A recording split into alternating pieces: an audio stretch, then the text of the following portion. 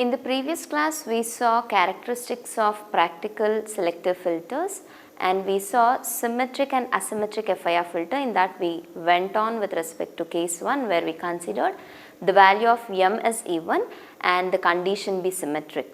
Now, let us move on to the second case, that is, let m be odd and symmetric. So, if I write the Fourier transform equation of unit sample response, h of omega will be equal to summation n ranges from 0 to m minus 1 h of n into e power minus j omega n. Now what I have done is I have considered the value of m as odd. So let us take a value for m. Let m be equal to 9. So if it is equal to 9, the sample starts from 0, 1, 2, 3, 4, 5, 6, 7 and 8. Okay. So again I need to divide this summation and I need to continue the derivation in order to find out what is the magnitude plot as well as what is the phase plot. For that, here I have odd numbers. So let us divide the first group with 4 samples and the next group let it have only 1 sample and the last group be having 4 samples. If so, the lower limit of first summation will be 0 because the indexing itself is 0. So what should be the upper limit? So the upper limit should be 3. If I want it to be 3, what I can do? I can subtract 3 from m, that is the value of m is 9. So if I subtract 3 from 9, 9 minus 3 gives us 6. So from 6 I can obtain 3 by dividing 6 by 2. So 6 by 2 gives us 3. So what will be the upper limit? It will be m minus 3 by 2. M is 9, 9 minus 3 is 6, 6 by 2 is 3. Similarly, I need to check what is the value for this. Okay. So I need to get the indexing as 4, but the value of m is 9. So 9 minus 1 is nothing but 8. So 8 by 2 gives us 4. So I can write the standard limit as m minus 1 by 2. M is 9, 9 minus 1 is 8, 8 by 2 is 4. Similarly, I need to check for the condition where I need to get the indexing as 5. So in order to make it as 5, so I can add plus 1 to m.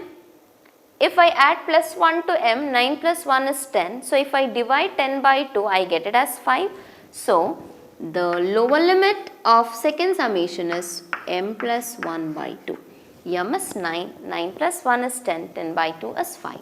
So finally the upper limit will be m minus 1. So 9 minus 1 is 8. So this is the important thing which we need to remember whenever we divide the summation, how we set the lower and upper limit. So if I divide this particular summation into 3 parts and if I rewrite, therefore h of omega will be equal to the first summation and its lower limit is 0 and the upper limit should be m minus 3 whole divided by 2 into h of n into e power minus j omega n, okay, plus in the second group I have only one term. Since I have only one term, there is no need to write the summation. We use summation whenever we are taking the sum of more than one number. Here we have only one sample, so I will write it as it is, that is instead of n, the value of n should be m minus 1 by 2. So these are nothing but the limits for small n. So n should be equal to minus m minus 1 by 2. So wherever I have n, I will replace it with m minus 1 by 2. Since I have only one term, I will not write summation for the second term. That is h instead of m, I will replace it with m minus 1 by 2 into e power minus j omega. Instead of n, I need to replace it with m minus 1 by 2. Plus, we are done with these two things. Now I need to write the summation for the next group. So the lower limit is m plus 1 by 2.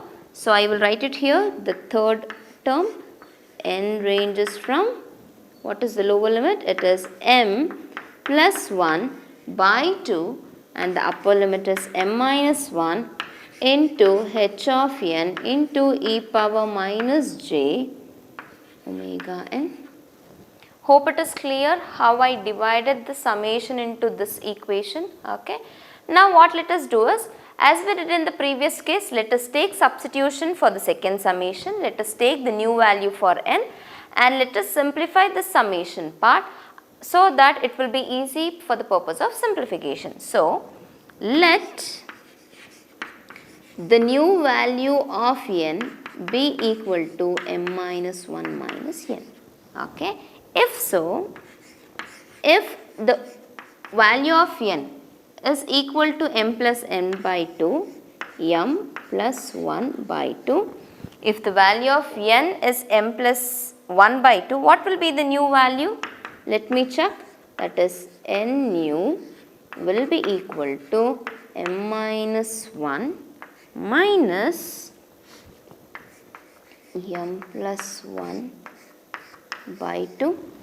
Okay. So, if I simplify this, I can take LCM. So, if we take LCM, so it will be 2m minus 2 minus m minus 1. So, if I simplify this, what will be the new value? 2m minus m is m minus 2 minus 1 is minus 3 divided by 2. So, the new limit which we got is m minus 3 by 2. Similarly, if the value of n is equal to m minus 1, if n is equal to m minus 1, then the new value of n will be equal to m minus 1 minus m plus 1. Again, these two gets cancelled and these two gets cancelled, therefore the value will be equal to 0. Now, in the next step, in this particular term, what let us do? Let us take the new substitution, that is n new, in second summation.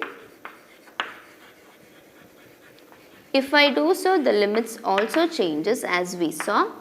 So, let us put all these things in the second summation and let us rewrite the equation for h of omega. So, h of omega will be equal to summation n ranges from 0 to m minus 3 by 2 h of n into e power minus j omega n plus h of m minus 1 by 2 into e power minus j omega m minus 1 by 2 plus, so I need to rewrite the value of n as m minus 1 minus n and I need to change the limits. So, that will be equal to summation n ranges from m minus 3 by 2 to 0 h of m minus 1 minus n into e power minus j omega m minus 1 minus n. Now, what let us do? Since the condition which we are taking is symmetry, we know that for symmetry, for symmetric, h of n will be equal to h of m minus 1 minus n. So, this is the condition. So, in the next step, let us change the order of summation and instead of h of m minus 1 minus n, let us substitute it as h of n. So, if I rewrite the equation, therefore, h of omega will be equal to summation n ranges from 0 to m minus 3 by 2 into h of n into e power minus j omega n plus h of n minus 1 by 2 into e power minus j omega into m minus 1 by 2 plus summation n ranges from 0 to m minus 3 by 2. So, instead of this, I will replace it with h of n from the symmetric condition. into e power minus j omega m minus 1 minus n. So in next step what let us do is, I will rewrite this exponential term separately for m minus 1 as well as n.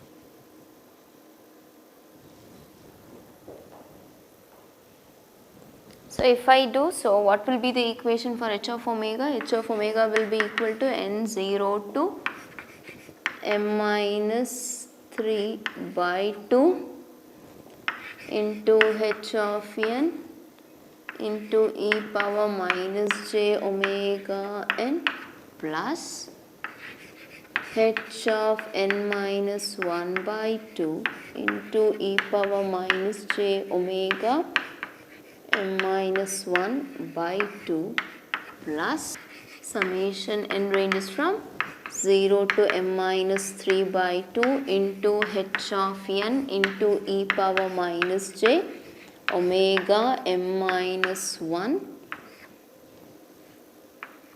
into e power minus into minus gives us plus j omega n. Now what I can do is, looking into this summation as well as this summation, I can take summation n ranges from 0 to m minus 3 by 2 into h of n as a common factor. Yes. So for that what I will do is, I will write this term as the first term. So let us not disturb that. Then let us take common factor.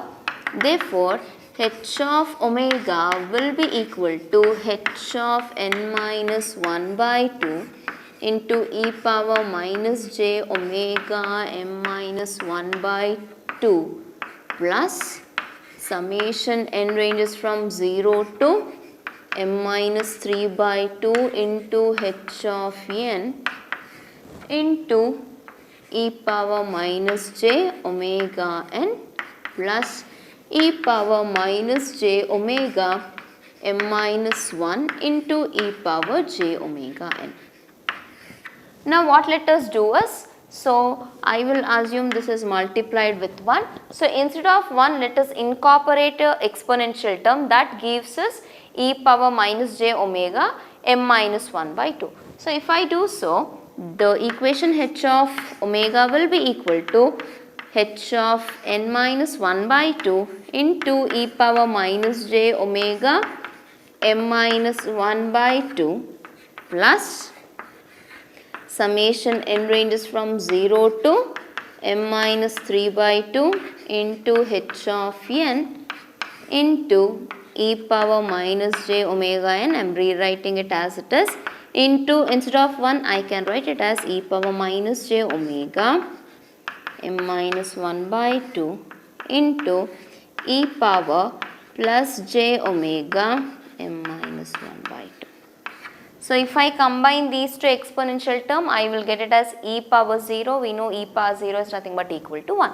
Similarly, here I will divide this exponential term in terms of m minus 1 by 2. So if I rewrite the term e power minus j omega m minus 1 by 2 into e power minus j omega m minus 1 by 2 into the last exponential term is e power j plus j omega n. Now looking into the exponential terms that are inside the bracket, I can take this term and this term as a common factor. Yes, so let me take those two terms as a common factor. Therefore h of omega will be equal to h of n minus 1 by 2 into e power minus j omega m minus 1 by 2 plus summation n ranges from 0 to m minus 3 by 2 into h of n into e power minus j omega m minus 1 by 2 into, so what are the terms left out in the first term? E power minus j omega n into e power plus j omega m minus 1 by 2 plus e power minus j omega m minus 1 by 2 into e power plus j omega n. So in the next step, what let us do is, let us combine these two exponential term and rewrite. Let us combine these two exponential term and rewrite. So if I rewrite this equation, that is h of omega, so I can write it as h of omega, which is equal to h of n minus 1 by 2 into e power minus j omega. So this has to be n, I have written it as m, so we have taken the variable as m, so this should be m. So in the previous step also, wherever I have written it as h of n minus 1, it should be h of m minus 1, so kindly look into that. So this will be h of m minus 1 by 2 into e power minus j omega m minus 1 by 2 plus summation n ranges from 0 to m minus 3 by 2 into h of n e power minus j omega m minus 1 by 2 into e power. So in these two terms, I will take e power j omega as common factor. So m minus 1 by 2 will be left out in this term, and here it will be minus n plus e power. Again here I will take minus j omega as a common factor, minus j omega m minus 1 by 2 minus n. So this is the equation which we are going to get after taking the common factors of exponential terms. Now looking into this equation, especially this term, is it in the form of e power j theta plus e power minus j theta? Yes. So what we know? Let me write it here only. That is, we know that e power j theta plus e power minus j theta is equal to 2 cos theta. Yes or no? According to this particular exponential term, what is theta? Where theta is nothing but equal to omega into m minus 1 by 2 minus n. Okay.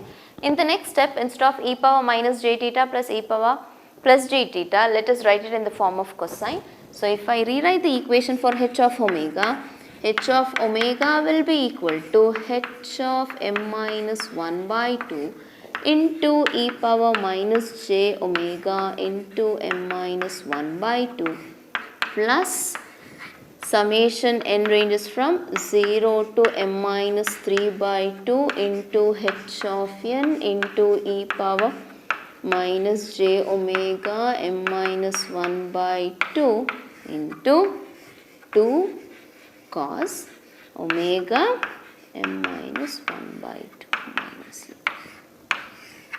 Okay. Now in the next step, what I can do is, I can rewrite this 2 outside the summation. Similarly, in these two terms, I can take e power minus j omega m minus 1 by 2 as a common factor. Yes. Therefore, h of omega is equal to h of m minus 1 by 2 plus 2 into summation n ranges from 0 to m minus 3 by 2 h of n cos omega m minus 1 by 2 minus n into e power minus j omega m minus 1 by 2. So now this is in the standard polar form. So this is the magnitude term and this is our phase term. So if I rewrite, magnitude of h of omega is equal to h of m minus 1 by 2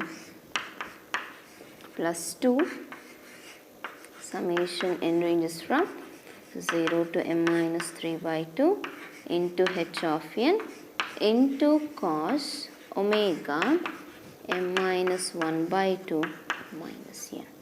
Okay.